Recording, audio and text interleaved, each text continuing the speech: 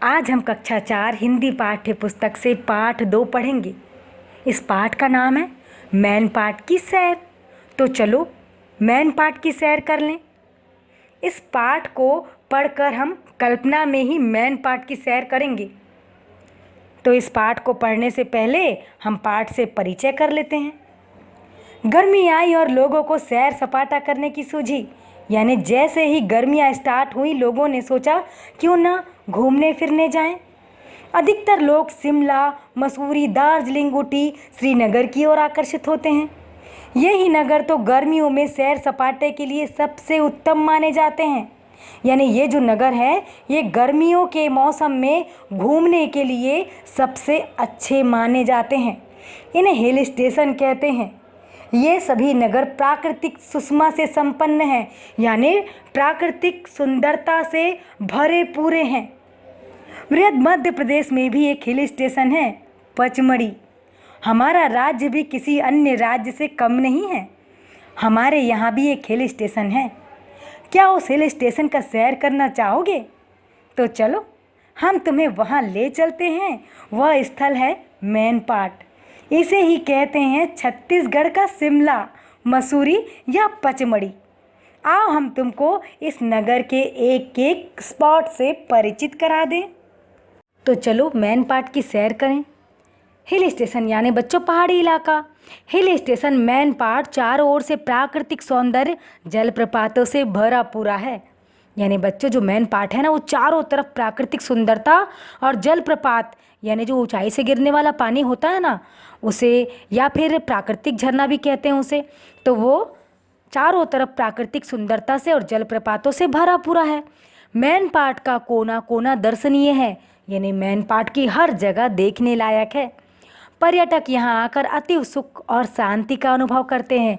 जो वहाँ घूमने फिरने जाते हैं ना, वो वहाँ पर जाकर बहुत ही सुख, आनंद और शांति महसूस करते हैं।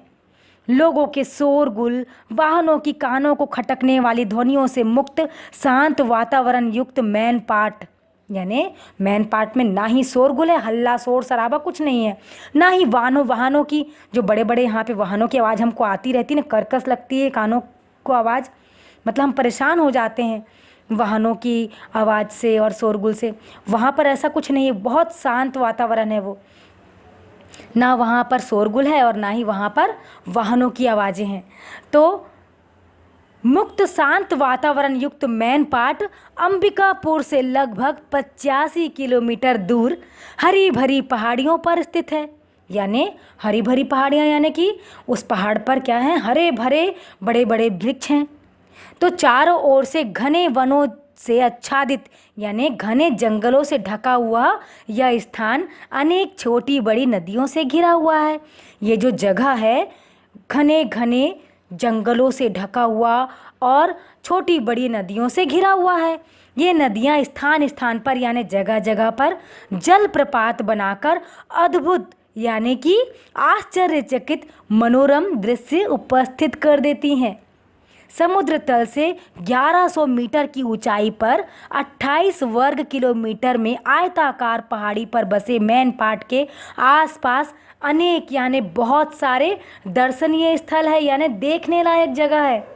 इनमें टाइगर पॉइंट, मछली पॉइंट, मेहता पॉइंट, दरोगा दरहा जलप्रपात, देव प्रवाह अपनी प्राकृतिक सुषमा यानी अपनी प्राकृतिक सुंदरता के कारण दर्शनीय है, यानी अपनी प्राकृतिक सुंदरता के कारण देखने लायक हैं। पहले हम मैन पाट के पूर्वी भाग में चलते हैं। यहीं महादेवमुड़ा नदी बहती है। यह नदी वनों के बीच यानी जंगलों के बीच 60 मीटर की ऊंचाई से गिरती हुई एक आकर्षक जलप्रपात बनाती है। इस जलप्रपात की धारा जब नीचे कुंड में गिरती है तो शांत वनों यानी शांत जंगलों के बीच मधुर संगीत सा उत्पन्न कर देती है। कभी इस प्रपात के आसपास वनराज भ्रमण किया करते थे, यानी बाघ जिसे हम इंग्लिश में टाइगर कहते हैं, वो यहाँ पर भ्रमण किया करते थे, घूमते थे यहाँ पर, जिनके कारण इस प्रपात को टाइगर पॉइंट कहा जाता है। मुख्य मार्ग पर स्थित होने से यहाँ आना सुविधाजनक है। पर्यटकों के ठहरने के लिए यहाँ विश्राम गृह भी है। अब हम तुम्हें एक अन्य स्थल पर यानी एक अन्य जगह पर ले चल रहे हैं। यह स्थल मैन पाट से लगभग 15 किलोमीटर दूर है। चारों ओर हरियाली ही हरियाली, पहाड़ों पर उतर आए बादल ऐसे लगते हैं जैसे आकाश ही पहाड़ों पर उतर आया है। कभी पहले इस जलप्रपात में बड़ी बड़ी मछलियाँ पाई जाती थीं, इसलिए इसका नाम मछली पॉइंट पड़ा है, क्योंकि यहाँ पे बड़ी बड़ी मछलियाँ पाई जाती थीं। इसके सामने की पहाड़ी से एक पतली जलधारा 80 मीटर की ऊंचाई से गिरती हुई ऐसी प्रतीत होती है, ऐसी लगती है मानो कोई दूध की धारा पहाड़ी से गिर रही हो। इस कारण इसे मिल्की वे अर्थात दूधिया धारा कहते हैं। प्रकृति के मनोरम दृश्य देखते देखते हमारी आंखें थकती नहीं और मैन पाट में ऐसे प्राकृतिक दृश्यों की कोई कमी नहीं। बच्चों, यहाँ पर ऐसे देखने के लायक दृश्य हैं, ऐसी ऐसी जगह है यहाँ पर कि जिनको देख देख कर हमारी आंखों को कोई थकान महसूस नहीं होती।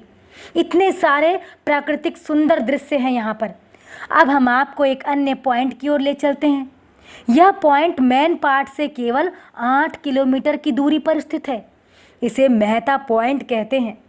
यहाँ के हर एक पॉइंट का नामकरण किसी विशेष कारण से किया गया है। यहाँ पर जितने भी पॉइंट है ना, उनका नाम किसी विशेष कारण से किया गया है। सरगुजा और रायगढ़ की सीमा यानी बॉर्डर निर्धारित करने वाला यह पॉइंट एक ऐसे जल क्षेत्र का निर्माण करता है जो एक सागर के समान प्रतीत होता है, यानी सागर के जैसे दिखाई देता है। वन विभाग ने यहाँ भी पर्यटकों की सुविधा के लिए विश्राम गृह यानी आराम करने की जगह, रुकने की जगह की व्यवस्था कर दी है। यूँ तो वन विभाग ने पर्यटकों की सुविधा के लिए अनेक दर्शनीय पॉइंट पर पहुँचने के लिए पक्की सड़कों का निर्माण करवाया है, ताकि पर्यटकों को असुविधा किसी भी प्रकार की कोई परेशानी ना हो आने जाने में, इसीलिए पक्की सड़कें बनवा दी है वन विभाग वालों ने। लेकिन वन क्षेत्र में सभी स्थानों में सड़क निर्माण कराना दुरूह कार्य है, क्योंकि जंगली क्षेत्र है ना, तो यहाँ पर हर जगह पर सड़क बनवाना कठिन काम है।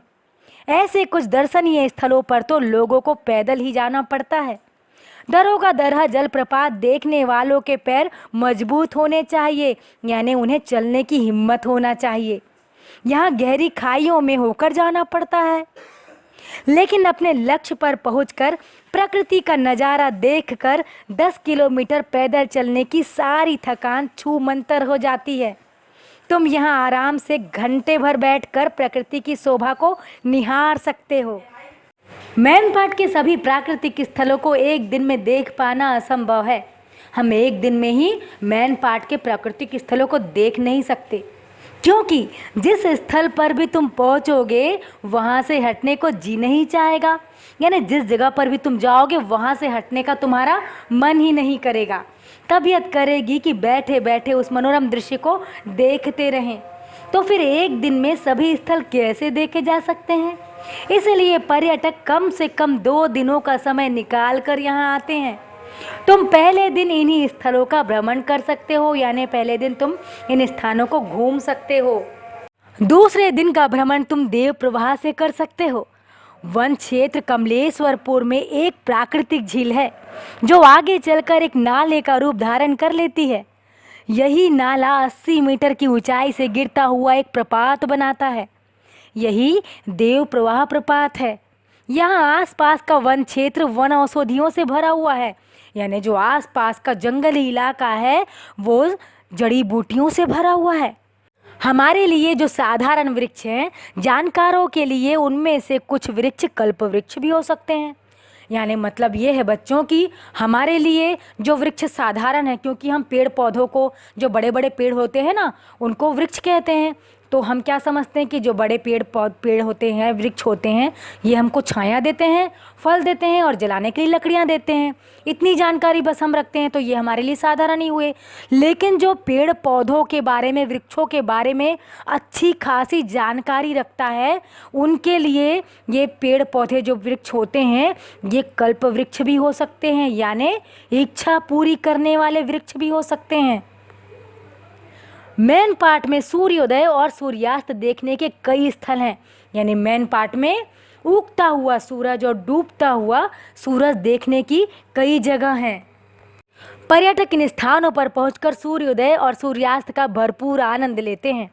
जलप्रपातों के अतिरिक्त मैन पाट में अनेक प्राकृतिक गुफाएं भी दर्शनीय हैं। बच्चों, मैन पाट में केवल जलप्रपात ही नहीं है, इसके अलावा वहाँ पर प्राकृतिक गुफाएं भी हैं जो देखने लायक हैं। इन गुफाओं के संबंध में हम तुम्हें फिर कभी बताएंगे। मैन पाट अपनी एक और विशेषता के लिए विख्यात है यानी प्रसिद्ध है। तुम जानते हो कि भारत सदा से ही शांति प्रिय देश रहा है। हमने अपने ऊपर विदेशियों के अनेक आक्रमण झेले हैं, लेकिन कभी किसी देश पर आक्रमण नहीं किया। हमारे धर्म प्रचारकों ने देश देश में घूम घूम कर शांति का प्रचार किया है और विश्व की कई विपत्ति में पड़ी जातियों को अपने यहाँ शरण दी है। जो मुसीबत में पड़ी हुई जातियाँ थी ना, उनको हमने अपने भारत में स्थान दिया है।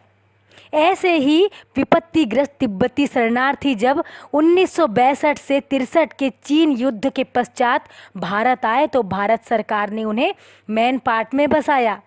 यह स्थान जलवायु की दृष्टि से उनके लिए अनुकूल था। आज मैन पाट भारतीयों और तिब्बती दो संस्कृतियों का संगम स्थल है। बौद्ध धर्म अनुयायी इन तिब्बती शरणार्थियों ने भगवान बुद्ध के एक भव्य यानी विशाल मंदिर का निर्माण करवाया है, जो भवन निर्माण कला की दृष्टि से अनोखा है। स्वयं बौद्ध गुरु दलाई लामा ने आकर इस मंदिर का उद्घाटन किया था।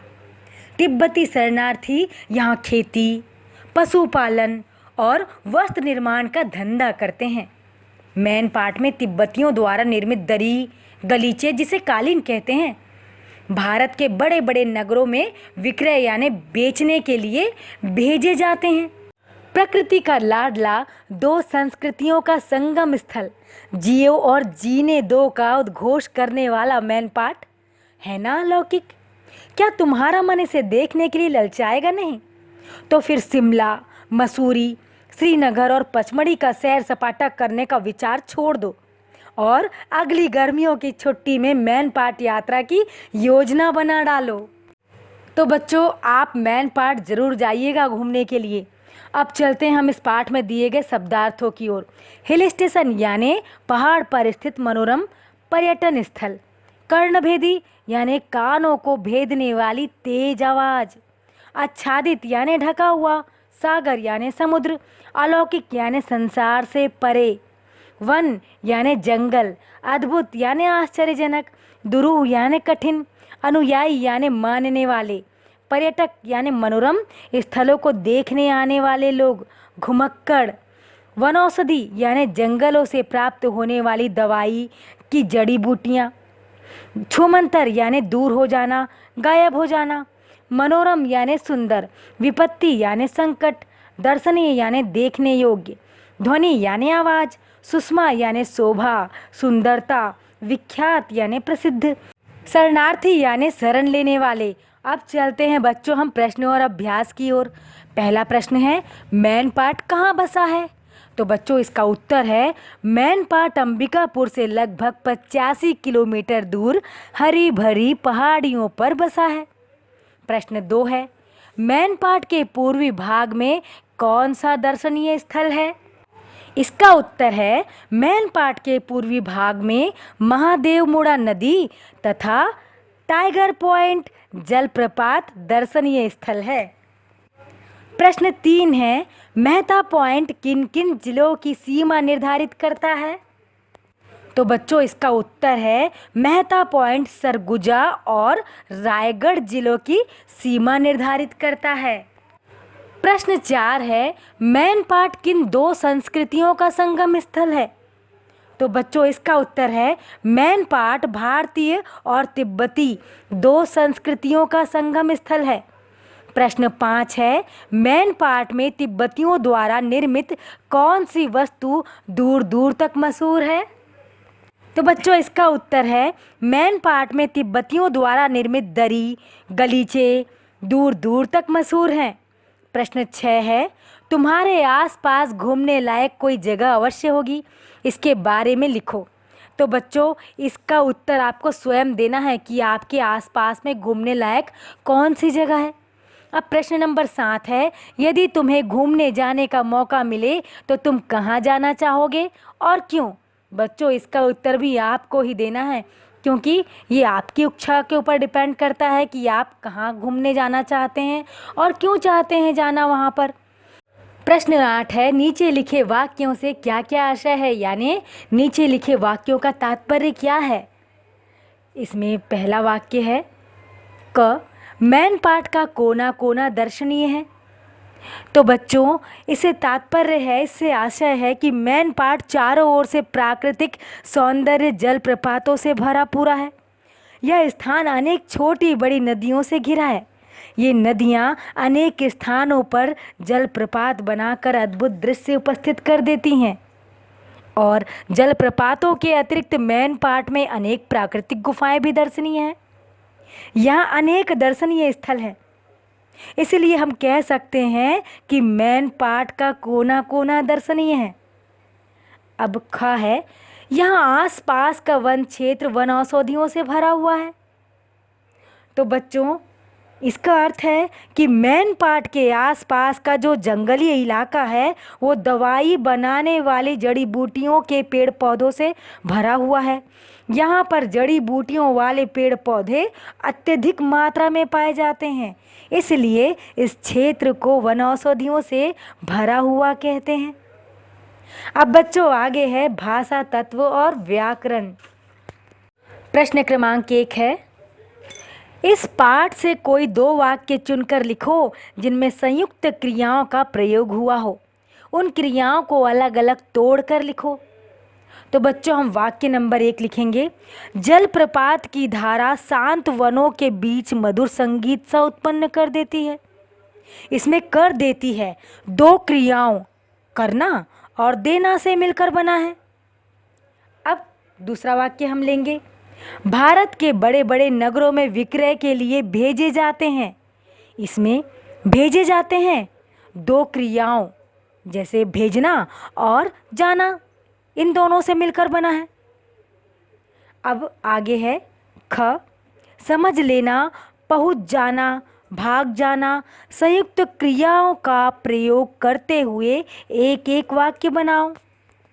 तो इसमें पहला दिया हुआ है समझ लेना, तो हम इस पर वाक्य बनाएंगे कि किसी भी उत्तर को याद करने के लिए उसे रटना नहीं, उसे समझ लेना चाहिए। अब दूसरा है पहुंच जाना, हमें अपने विद्यालय समय पर पहुंच जाना चाहिए। अब तीसरा है भाग जाना, चोर पुलिस को देखकर भाग जाना चाहता था। अब आगे है ग, मूल क्रियाओं में पढ़ना, लेना, डालना क्रियाएं जोड़कर संयुक्त क्रियाएं बनाओ और उनका अपने वाक्यों में प्रयोग करो। गले पड़ना, वह तो जबरदस्ती मेरे गले पड़ गया। समझ लेना, प्रश्नों के उत्तर याद करने से अच्छा है कि हमें पाठ को समझ लेना चाहिए। मार डालना, मच्छरों को मार डालना चाहिए। प्रश्न दूसरा है, तुमने वर्णमाला पढ़ी है? 12 खड़ी का क्रम भी तुम जानते हो। अब इन शब्दों को 12 खड़ी के क्रम में लिखो। इसमें बच्चों शब्द दिए हैं मीत, मुख, मंगला, मिलना, मदन, माता, मुरली, मृग, मैला, मैल, मोहन, मौका। तो 12 खड़ी में क्रम कैसा दिया होता है? सबसे पहले बिना मात्राओं वाले शब्द रहते हैं, बिना मात्रा वाला रहता है अ, आ, ई, उ, ए, ओ, औ, आहा। तो हमको इसी 12 खड़ी के क्रम में जमाना है। तो सबसे पहले हम लिखेंगे मदन, क्योंकि ये बिना मात्रा वाला है। फिर आ की मात्रा लेंगे माता, फिर छोटी की मात्रा वाला मिलना, फिर बड़ी की मात्रा मीत, फिर मुरली, मुख, मेला, मैल, मृग, मोहन, मौका, मंगला। प्रश्न 3 है, ने, पर से, में का कारक चिन्हों से युक्त अलग अलग वाक्य बनाओ। तो चलो वाक्य बनाएं। पहले हम ने से वाक्य बनाएंगे, मम्मी ने कहानी सुनाई। फिर हम बनाएंगे पर, तो पिंजरा मेज पर है। फिर हम बनाएंगे से, तो हम बनाएंगे इसका वाक्य, पापा ने सोनू को छड़ी से मारा। अब आगे हम बनाएंगे में, तो इसका वाक्य हम बनाएंगे, पापा घर में हैं। फिर का, तो यह सोनू का बैग है। तो बच्चों अब प्रश्न नंबर 4 है, इस शब्द पहेली में मैन पाट तथा कुछ दर्शनीय स्थलों के नाम आए हैं, ऐसे 8 नाम खोज कर लिखो। तो चलो हम शब्द पहेली में नाम खोजकर दर्शनीय स्थलों के नाम लिखते हैं। सबसे पहले हम लिखते हैं नैनीताल, फिर शिमला, मसूरी, मैनपाट, श्रीनगर, पचमढ़ी, टाइगर पॉइंट, ऊटी, तिब्बत। अब आगे है, सूर्य उदय के समय के प्राकृतिक दृश्य का वर्णन अपने शब्दों में करो। बच्चों सूर्योदय का जो प्राकृतिक दृश्य आपने देखा है तो वो आपको कैसा महसूस होता है, आपको उसको देखकर क्या लगता है, वो आपको स्वयं इसका वर्णन करना है। पर इसका वर्णन करने के लिए मैं आपकी कुछ मदद कर देती हूँ, क्योंकि सूर्य उदय का दृश्य मैंने देखा, इसीलिए सूर्य उदय के समय बच्चों पूरे आसमान में लालिमा छा जाती है, क्योंकि सूर्य निकलते समय नारंगी लाल रंग का बड़ा सा गोला नजर आता है।